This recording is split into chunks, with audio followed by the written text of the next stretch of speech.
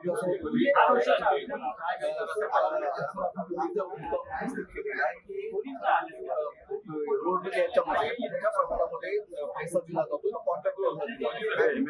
मध्ये मोठा भ्रष्टाचार झाला याचा पुरावा आम्ही सर्वांनी दिलेला आहे. लोकहिताच्या अंतर्गत त्याचं इन्व्हेस्टिगेशन सुरू आहे.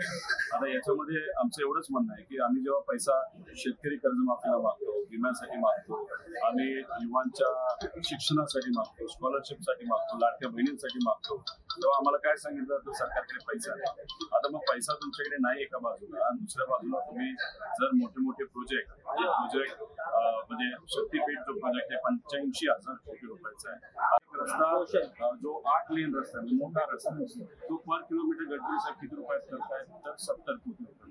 पण फडणवीस साहेब हा जो रस्ता आहे जो शक्ती मार्ग आहे तो किती रुपयात करत आहे 101 कोटी रुपये. तो 6 लेन छोटा रस्ता आहे, त्याची जाडी छोटी आहे.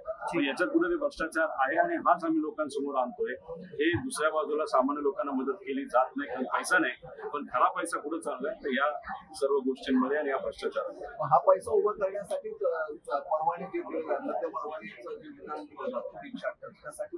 अरे एका बाजूला खर्च कमी करा सगळं नीट होईल, दुसऱ्या बाजूला तुम्हाला दारूची परवाने द्यायला काय लागणार, कशाला लागते.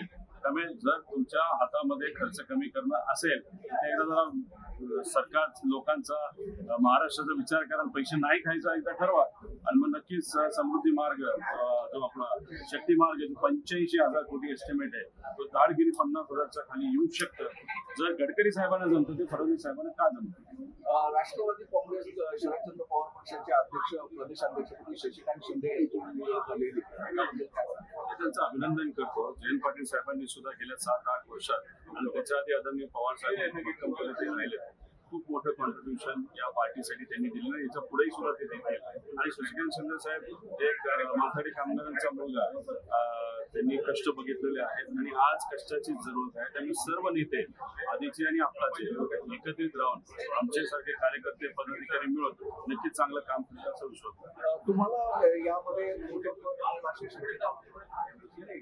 चर्चा होती. आता विषय एवढाच आहे, आम्ही तेच सांगतो आम्ही लढणारे कार्यकर्ते आहोत.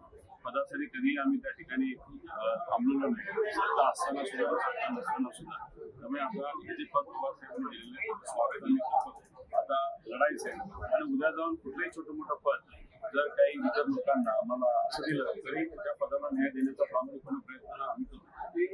आपण जर पाहिलं तर अजितदादा पक्षामध्ये राष्ट्रवादी काँग्रेस त्यांनी एका व्यक्त केली पक्षात सुरुवातीपासून कोणतंही पद दिलेलं नाही आणि आता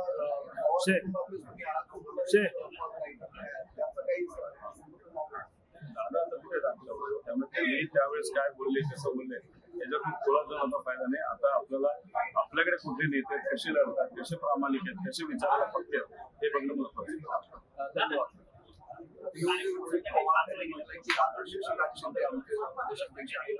पुढच्या दिशेने कसं लढायचं हे आम्हाला सांगितलं.